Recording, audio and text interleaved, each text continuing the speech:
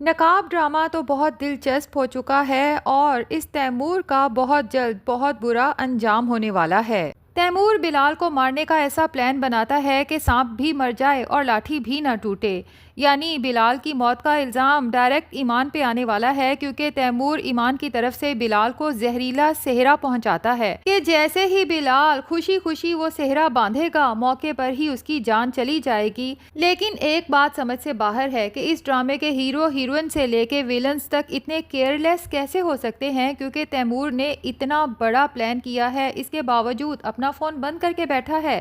اور تو اور جس کے ذمہ یہ کام لگایا ہے اسے اپنے گھر کا لینڈ لائن نمبر بھی دے چکا ہے، اور وہ آدمی بھی اتنا ڈفر ہے کہ لینڈ لائن پہ کال کرنے کے بعد ناصر صاحب کو ساری بات بتا دیتا ہے کہ تیمور صاحب نے ایمان سلیم کی طرف سے بلال صاحب کو صحرا پہنچانے کا کہا تھا، وہ صحرا بس پہنچنے والا ہے۔ اور یہاں پر ناصر صاحب ڈرنے کی اتنی اوور ایکٹنگ کرتے ہیں، کیونکہ ابھی چند ہی ایپیسوڈز پہلے ناصر صاحب خود اس سے زیادہ بھیانک پلان بنا چکے ہیں ایمان اور بلال کو مارنے کا، جب دھوکے سے آہت کے ویئر ہاؤس پہ بلایا تھا۔ خیر جی، چونکہ اس ایپیسوڈ میں دونوں ماں باپ نے ڈر کے دکھانا ہے تو وہ دونوں پلان کرتے ہیں کہ کچھ ایسا کیا جائے کہ بلال اور ایمان کی شادی بہت تحمل سے ہو جائے، جبکہ تیمور وہاں پہنچ ہی نہ پائے۔ اور پھر پہلے تو تیمور کو کمرے میں بند کیا جاتا ہے، اس کے بعد ناصر صاحب تیمور کی ونڈو کے پاس آ کے اپنی بیگم سے فون پہ بات کرتے ہیں۔ اصل مقصد اس کا یہ ہے کہ تیمور کو یہ شو کرایا جائے کہ جو کام اس نے کہا تھا وہ ہو چکا ہے۔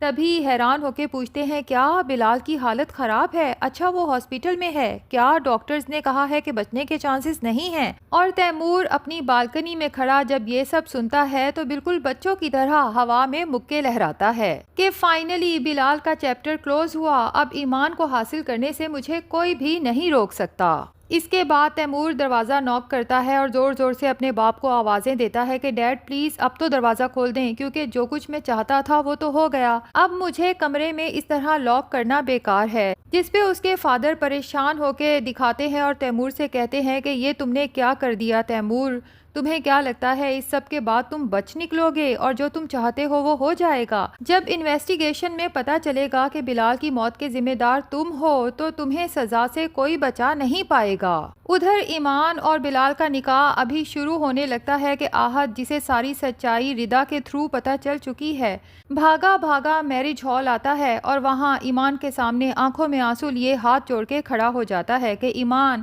تم یہ شادی نہیں کر سکتی، مجھے پتا چل گیا ہے کہ تم بے گناہ تھی اور میں تم سے آج بھی محبت کرتا ہوں اور تمہیں اپنانا چاہتا ہوں۔ اب آہت کو اس طرح سے بولتے ہوئے دیکھتی ہے تو ایمان تو پریشان ہو کے کھڑی ہو جاتی ہے، اور دوسری طرف بلال جب ایمان کو اس طرح آہت کے لیے کھڑے ہوتے دیکھتا ہے تو وہ پتہ نہیں کیا سمجھتا ہے کہ ایمان کا ہاتھ جو کچھ ہی دیر پہلے بلال نے تھام رکھا تھا فوراً چھوڑ دیتا ہے۔ دوسرے لفظوں میں شاید وہ ایمان سے کہنا چاہتا ہے کہ تم میری وجہ سے مجبور نہیں ہو، اگر تم اپنی محبت کے پاس واپس جانا چاہو تو میری طرف سے آزاد ہو۔ ادھر لیلا جو شادی پہ موجود ہے، جب آہت کی زبانی اسے تیمور کی حقیقت پتہ چلتی ہے تو وہ تو ہکا بکا رہ جاتی ہے، کیونکہ وہ تو تیمور کو اپنا آئیڈیل اور مسیحا سمجھتی تھی، اس کے تو وہم و گمان میں بھی نہیں تھا کہ تیمور بھی کسی کو ہیریس کر سکتا ہے۔ اب یہاں پر ممکن ہے کہ لیلا بھی بلال سے ریکویسٹ کرے کہ بلال پلیز تم ایمان سے شادی نہ کرو، کیونکہ میرا بھائی ایمان سے سچی محبت کرتا ہے، تبھی تو اس نے آج تک ردا کو نہیں اپنایا اور شادی سے بھی گریز کر رہا ہے، آہت کی محبت اسے واپس دے دو۔ جس پہ بلال کو تو بہت غصہ آئے گا اور لیلا سے صاف کہہ دے گا کہ ایمان میری محبت ہے اور میں اپنی محبت سے کسی صورت دستبردار ہونے کو تیار نہیں ہوں، ہاں اگر ایمان خود آہت کے پاس جانا چاہے تو میں اسے نہیں روکوں گا۔ بہرحال اب چونکہ نکاح تو نہیں رکتا، بلال اور ایمان کا نکاح فائنلی ہو جاتا ہے، جبکہ آہت جب دیکھتا ہے کہ ایمان کسی اور کی ہو چکی ہے اور آہت اب اپنی محبت کو زندگی بھر واپس حاصل نہیں کر سکتا تو یہ تکلیف آہت کے لیے ناقابل برداشت ہوتی ہے۔ اس کی طبیعت تو اس قدر خراب ہوتی ہے کہ ایمرجنسی میں اسے ہاسپٹل لے کے جانا پڑتا ہے۔ ادھر ایمان ہے کہ رخصت ہو کے بلال کے گھر تو چلی گئی ہے، لیکن بلال سے کچھ خفا سی ہے اور اس سے بات ہی نہیں کر رہی،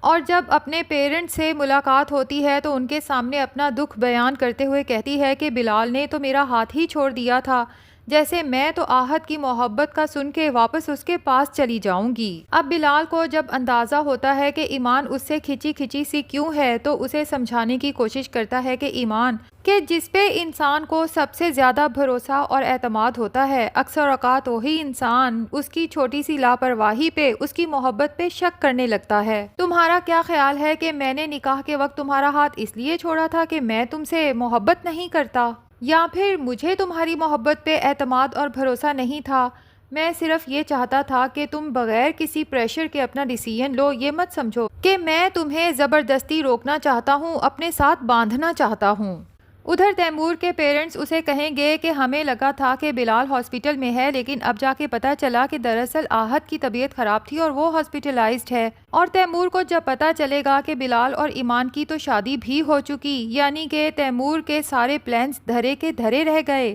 اور دوسری طرف آہت کو بھی تیمور کی ساری حقیقت پتہ چل چکی ہے، تبھی وہ ایمان کے پاس گیا تھا تاکہ معافی مانگ کے اپنی محبت کا یقین دلا سکے، لیکن ایمان نے اسے ریجیکٹ کر دیا اور یہ صدمہ آہت برداشت نہیں کر پایا۔ لیکن تیمور کو اب کوئی فرق نہیں پڑتا، چاہے ساری دنیا کو پتہ چل جائے کہ تیمور ایمان کے پیچھے پاگل ہے۔ تیمور سیلفش ہو چکا ہے اور سوچتا ہے کہ مجھے ایک ہی زندگی ملی ہے اور میں اس میں اپنی محبت حاصل کر کے رہوں گا، اور یہ سب لوگ کیا سمجھتے ہیں کہ بلال اور ایمان کا نکاح ہو گیا ہے تو میں چپ کر کے بیٹھ جاؤں گا، میں ایمان کو حاصل کرنے کے لیے بلال کی جان لے کے رہوں گا۔ لیکن اب جو بھی کرنا ہے کسی کو اس کی کانوں کان خبر نہیں ہونی چاہیے، تاکہ کوئی بھی ایمان کے حصول میں میری راہ میں روڑے نہ اٹکائے۔ تبھی تیمور ایک اچھا ہسبینڈ، اچھا بیٹا بننے کی ایکٹنگ کرتا ہے اور زارا کا بھی پہلے سے زیادہ خیال رکھتا ہے۔ تو تیمور کی ماں اپنے شوہر سے کہتی ہے مجھے لگتا ہے کہ خطرہ ٹل چکا ہے اور تیمور کے دماغ سے ایمان کا بھوت بھی اتر چکا ہے، اور تیمور نے خود کو سمجھا لیا ہے، حالات کے مطابق ایڈجسٹ کر لیا ہے۔ ناصر صاحب اپنی بیگم پہ طنزیہ مسکراہٹ اچھالتے ہوئے کہتے ہیں کہ اگر کوئی مجھے آ کے یہ کہے نا کہ سانپ نے اپنی خصلت تبدیل کر لی ہے اور کاٹنا چھوڑ دیا ہے تو شاید میں یقین کر لوں، لیکن تیمور اپنی ضد سے پیچھے ہٹ جائے، اس بات پہ تو میں کبھی یقین کر ہی نہیں سکتا۔ تیمور کی یہ خاموشی کسی بہت بڑے طوفان کا پیش خیمہ ہے، اور میں تو اس بات سے خوف زدہ ہوں کہ پتہ نہیں وہ اب آگے کیا پلان کر رہا ہے۔ اور ادھر بلال بھی اپنی اور ایمان کی سیکیورٹی پہلے سے زیادہ ٹائٹ کرتا ہے اور اپنے سیکیورٹی گارڈز کو تیمور کے پاس بھیجتا ہے تاکہ اسے وارن کر سکیں کہ اگر تیمور کبھی ایمان یا بلال کے آس پاس نظر آیا یا انہیں کسی قسم کا نقصان پہنچانے کی کوشش کی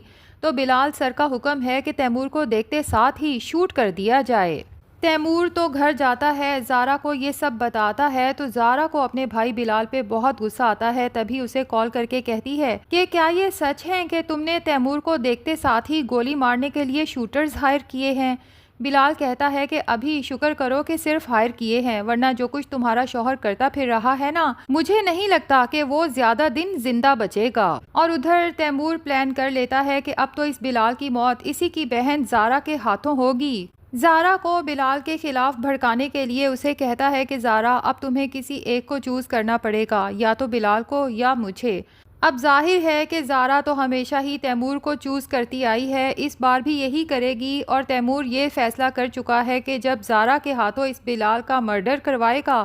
تو اس کے بعد تیمور کا راستہ ہر طرح سے صاف ہو جائے گا، کیونکہ زارا اپنے ہی بھائی کے قتل کے الزام میں جیل کی سلاخوں کے پیچھے ہوگی